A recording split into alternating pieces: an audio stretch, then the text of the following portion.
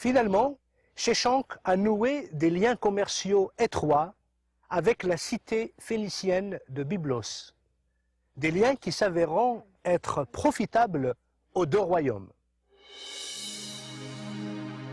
Sheshanq est mort en 924 avant Jésus-Christ, après un règne de 21 ans, laissant derrière lui un pays prospère. À ses funérailles, l'Égypte pleura la perte d'un de ses plus grands pharaons. Son fils, Osorkon, lui a succédé. Plusieurs autres rois ont honoré sa mémoire en adoptant son nom. On se souviendra toujours de Sheshanq comme étant le roi qui a aidé l'Égypte à retrouver sa gloire et sa stabilité.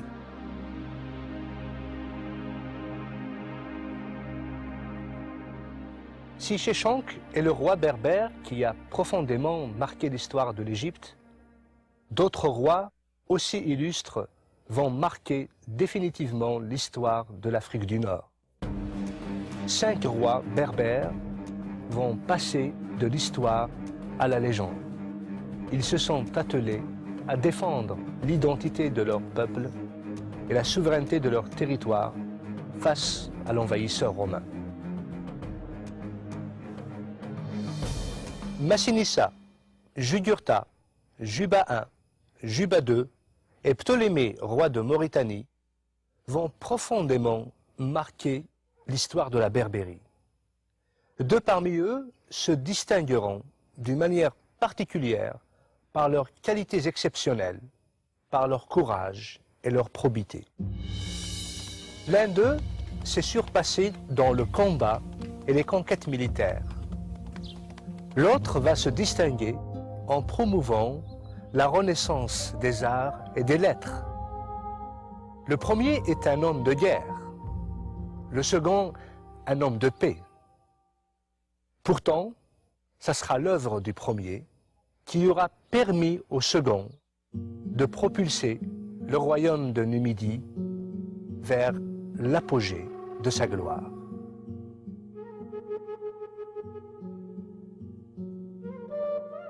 Je me trouve aujourd'hui dans la ville de Carthage. Carthage est une ville qui a joué un rôle primordial dans l'histoire des Berbères.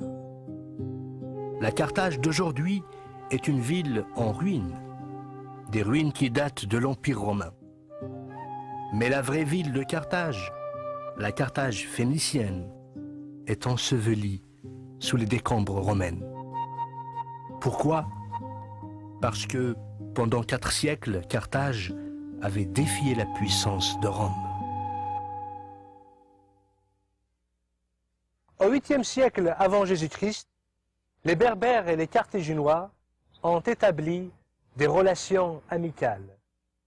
L'Afrique du Nord regroupait 3 royaumes berbères. Les Maures à l'ouest, les Masaciles au centre et les Massiles à l'est.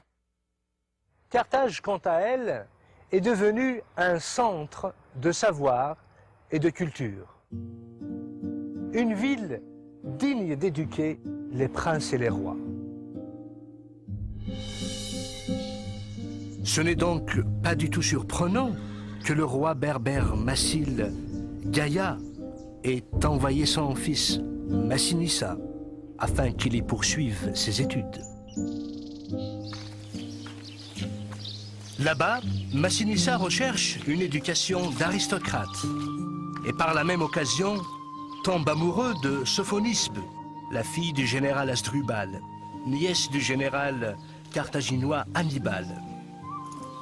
Ces 2 jeunes gens décident de se marier, union qui ne manquera pas de solidifier les relations entre le royaume massile et Carthage. Malheureusement, un nouveau conflit éclate entre les Romains et les Carthaginois avant que le prince berbère et la princesse carthaginoise puissent célébrer leurs noces. À la demande du grand Hannibal, le roi berbère Gaïa envoie son fils Massinissa à la tête de l'armée massile prêter main forte aux Carthaginois en Espagne. Au combat, Massinissa reçoit une nouvelle tragique. Son père est décédé et son oncle a usurpé le trône. Massinissa ne tarde pas à réagir. Il débarque immédiatement dans le pays des morts, dont le souverain lui fournit une escorte de 4000 cavaliers. Coup de théâtre. L'oncle de Massinissa, à son tour, meurt. Son fils, Lacumaces, lui succède. Trop jeune pour le trône, son tuteur Mazétul va prendre à charge les affaires de l'État. Il va ainsi demander renfort à Syphax, le roi des Masasyles, ennemi juré de Gaïa. À la première bataille contre l'armée de Lacumaces, Massinissa est vainqueur. Il va accorder la grâce à Lacumaces.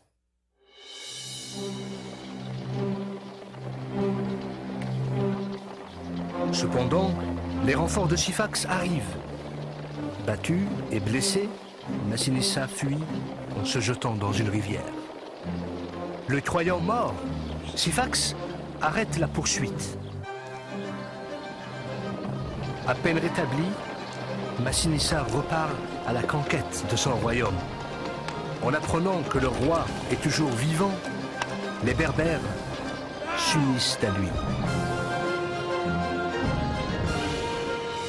Déçu par l'indifférence des Carthaginois à la mort de son père et craignant pour le sort de son peuple, Massinissa décide de tourner le dos à des siècles de conflits avec Rome et il lui tend la main.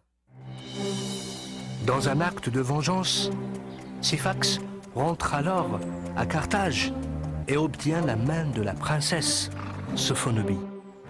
Finalement, en 203 avant Jésus-Christ, Massinissa finit par vaincre et capturer Syphax. Il s'empresse aussitôt de se rendre à Cirta, où il retrouve sa bien-aimée. Il lui promet de la sauvegarder du sort réservé aux prisonniers des Romains. Pour ce faire, il décide de l'épouser. Cependant, le général romain Scipion ne fléchit pas. La reine Massaécile doit être remise aux Romains. Fidèle à sa promesse, Massinissa lui ramène alors un breuvage empoisonné qu'elle n'hésite pas à boire.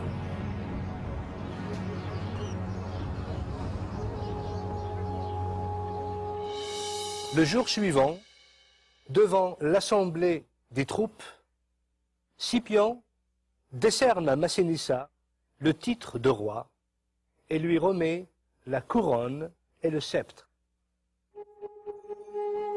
Durant les 53 années de son règne, Massinissa va s'occuper à organiser et à enrichir son royaume.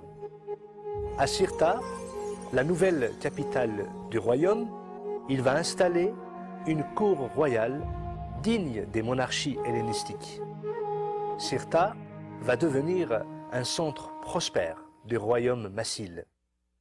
Cependant, Massinissa ne va pas négliger le reste du pays. Il va développer l'agriculture. Avec sa stratégie et son savoir-faire, l'Afrique du Nord va devenir le grenier à blé de Rome. Il bâtira ensuite une puissante flotte marchande et militaire. La flotte marchande garantira une économie stable au pays. Celle militaire garantira la sécurité des frontières.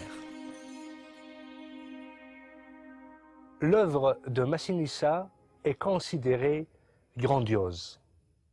À sa mort, son royaume s'étend de l'Algérie jusqu'en Libye. En guise de reconnaissance, le peuple élèvera en sa mémoire un temple à Douga.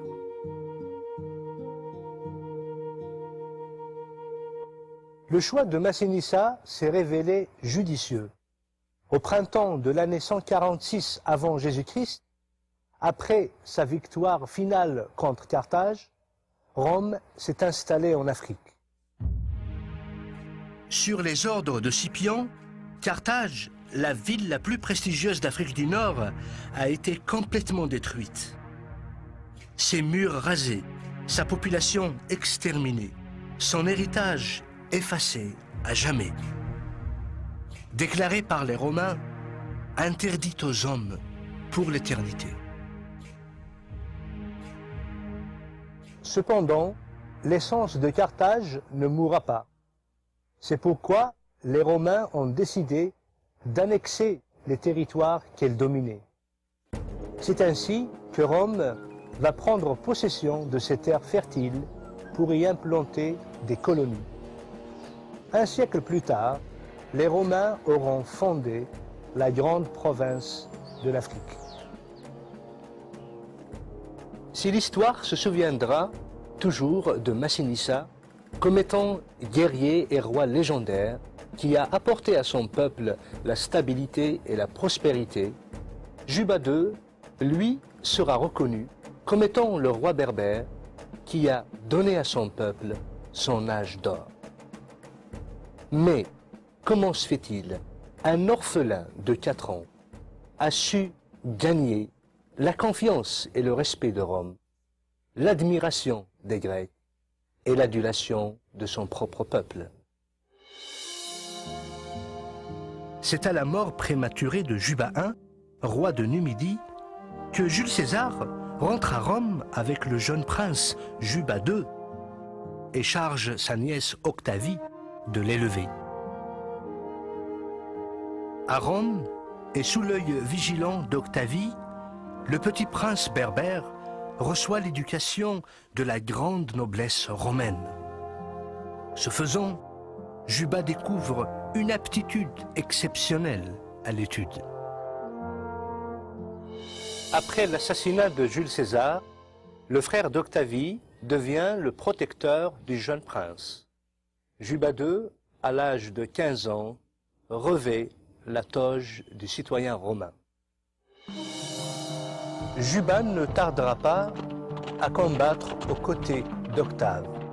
Il participera d'ailleurs à la fameuse bataille d'Actium, où la reine d'Égypte Cléopâtre et le général romain Marc-Antoine seront vaincus, Marc-Antoine étant l'ancien époux d'Octavie. Le couple vaincu préférera le suicide à la honte d'être pris prisonnier. Désormais, seul maître de l'Empire et amplement conscient des difficultés que provoquerait pour Rome le maintien de l'Afrique du Nord sous son joug, mais aussi tellement confiant dans la loyauté et la fidélité de Juba II, Octave Auguste va concéder à Juba II le royaume de Mauritanie. Juba II, une fois installé sur le royaume de la Mauritanie et à la ville de Yol, la côte occidentale de l'Algérie actuelle, il rebaptisera cette ville du nom de Césarée, en hommage au nouveau César, Octave Auguste.